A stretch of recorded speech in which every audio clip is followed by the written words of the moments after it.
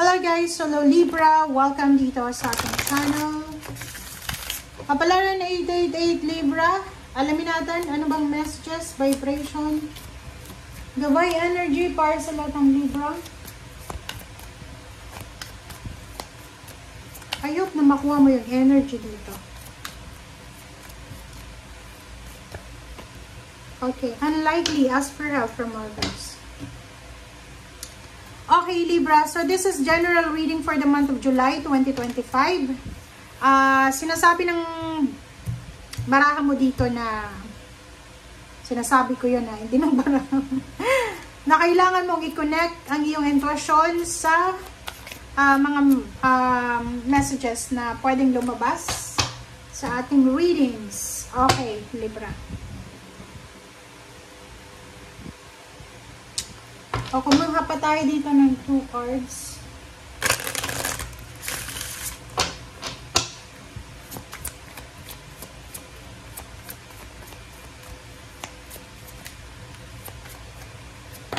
Oops. Libra.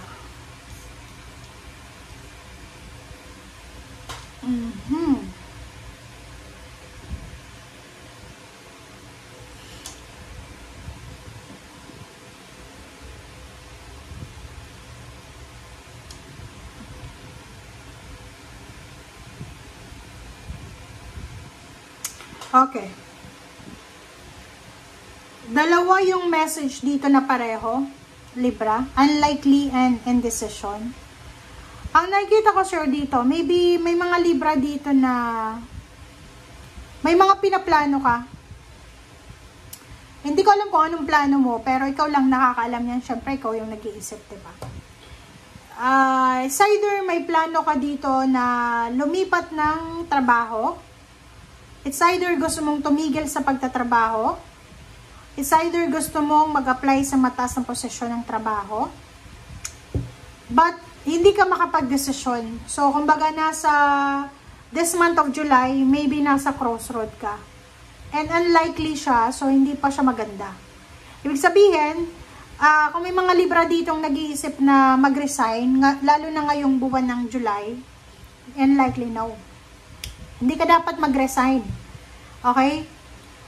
Sinasabi ng bara sa'yo dito na if may kailangan kang tulong, advices, point of view, o humingi ka ng tulong sa mga tao sa paligid mo. Like may mga may mga iniisip ka na plano, huwag mong planuin siya mag-isa ka lang. Huwag kang mag-suffer na mag-isa. Huwag kang gumawa ng aksyon, gumawa ng solusyon, mag-isa. Kailangan mayroon kang ka-partner, kailangan mayroon kang kausap. Okay? Congratulations sa'yo kasi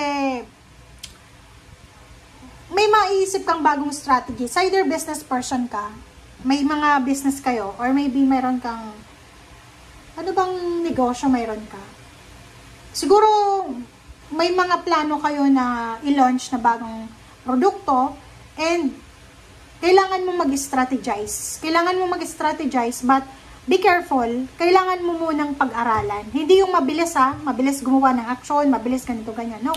Kailangan mag-aral or pag-aralan ng mabuti. Doon sa mga medyo menopausal na Libra na babae, nasa 50 years old, above, parang ganon, or from 50 years old, mag-iingat kayo sa mga decision making nyo, kasi baka dala lang yan ng hormones nyo, or maybe dala yan ng aging or kung ano pa man.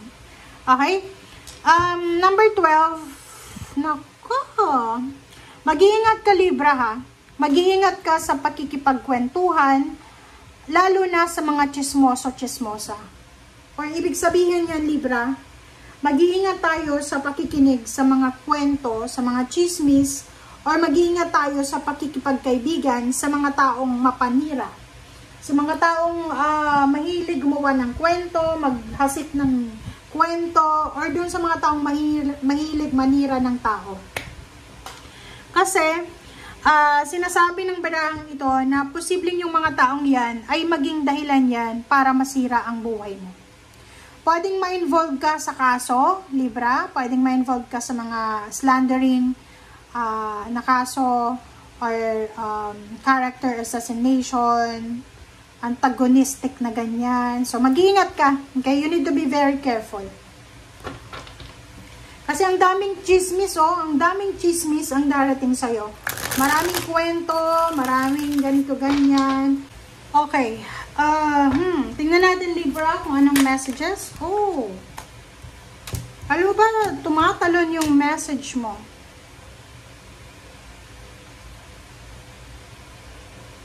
Okay, Libra.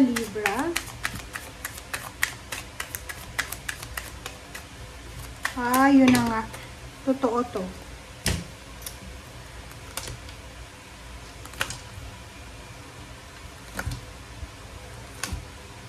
Okay, Libra. Comment down below if you resonated, meron ditong plano na lumipat ng trabaho, lumipat ng bahay. May plano ka na baguhin. Hindi ko alam kung ano yung babaguhin mo.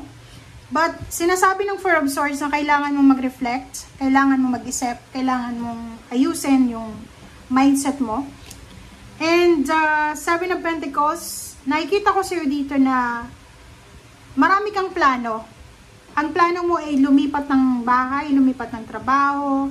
But the problem is you're waiting for money. Ibig sabihin, may itinanim ka na bithe. May itinanim ka eh. It's either may alaga kang mga baboy, ano ba yung alaga mo na pwede mong ibenta, may poultry, piggery. Nakikita ko sir dito na hindi ka makakapag-move on hanggat hindi mo pa naibebenta etong Seven of Pentacles. So, sa ngayon, lalo ngayong July, sinasabi ng baraha na kailangan mo munang magpahinga, kailangan mo munang mag-isip. Huwag kang magpadalos-dalos sa kung ano man na desisyon na gagawin mo. Kasi itong Page of Swords na to, strike lang siya ng strike eh. Yan ang kailangan mong iwasan. Okay? Kasi pag hindi mo yan naiwasan, posibleng magkautang-utang ka. Ang energy na to ay sinasabi na nako. Libra, ikaw ba ay may kinuhang sasakyan? Ikaw ba ay may kinuhang hulugan na sasakyan? Kasi, sinasabi ng baraha sa'yo dito na posibleng mamroblema ka ngayong buwan ng July. Bakit? Kasi wala kang source of income na pwede mong isustain yan sa sasakyan na yan. Page of Swords, mag-iingat ka sa pagdedesisyon. Mag-iingat ka sa mga actions. Kailangan mong pag-isipan, kailangan mong doble-doble yung pag-isip sa mga options and choices na naiisip mo. Kung wala kang pera sa ngayon, mas lalo ka dapat na magtipid. Kung may konti kang pera, hindi yun rason para i-spoil mo ng luxury yung pamilya mo. Ace of Pentacles and High Priestess, sinasabi ng baraha na makinig ka sa sinasabi ng iyong intuition, Libra. Kasi mayroon sa inyo ditong Libra na nagbabala kayong umutang ng pera. Nagbabala kang umutang ng pera, but the problem is, may utang ka na kailangan bayaran, tapos uutang ka ng pera para pambayad sa utang na yon. And yung binabayaran mo na utang every month, pwedeng tumagal siya since it's loan, maybe 3 years, 5 years, 7 years, parang gano'n. So, double kill siya. Hindi siya maganda. Nakakaloka ka, Libra. Diba? Tingnan mo to. May kailangan kang i-give up eh. Pag hindi mo kaya, kailangan mong isuko. Like dito, sa kagustuhan ng magulang na ibigay yung luho ng anak, nagkautang-utang yung magulang, doble kayod. Naku, mali yun. Mali yun ang mindset. Dito sinasabi na kung alam mo na hindi mo kaya, i-give up mo yan. Kahit alam mo na makasakit ka ng kapamilya mo. Diba? Pag hindi ukol, hindi bubukol. Parang ganon. Tama ba yun? Kita mo naman. Kaloka to eh. Andito ka Eight of Swords.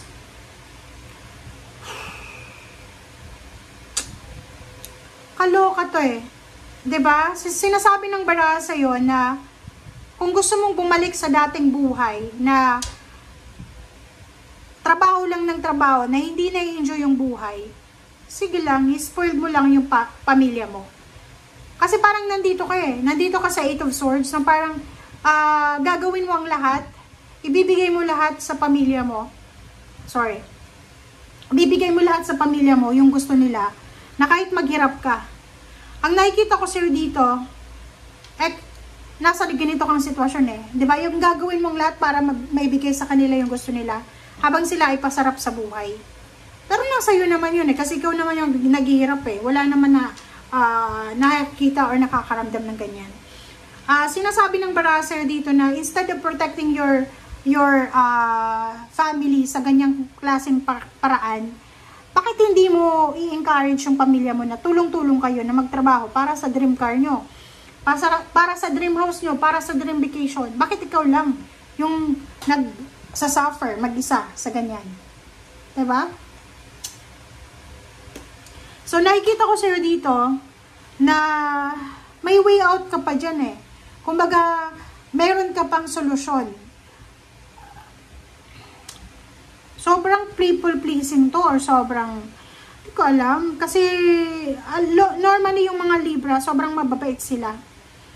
Pero, yung pagmamahal dapat Libra, lalo kung nasa 50 years old ka na, tapos yung ini-spoil mo, nasa 27 years old, 28, 29, mag-iingat ka kasi parang tinuturuan mo siyang maging tamad. Pero if anak mo yan, apo, asawa, or kung sino man yan, ikaw naman yung nagsasuffer. Pero yung sinasabi ng baraha sa'yo dito, na kailangan mong proteksyonan ng sarili mo kasi hindi ka naman immortal, na hindi ka mamamatay dito sa mundong ibabaw. Lalo kung nasa 50 years old ka na Libra, kailangan mong ayusin yung health mo. Sa edad na 50 years old, kung ang mga anak mo ay nasa tamang edad na, hindi mo na sila obligasyon. Ikaw na dapat yung tinutulungan nila. 'Di ba? So, yun lang. Baka may masabi pa tayo, tapos mabash tayo. So, ikaw lang yung makakapag-desisyon dito, Libra. So, maraming salamat. Bye!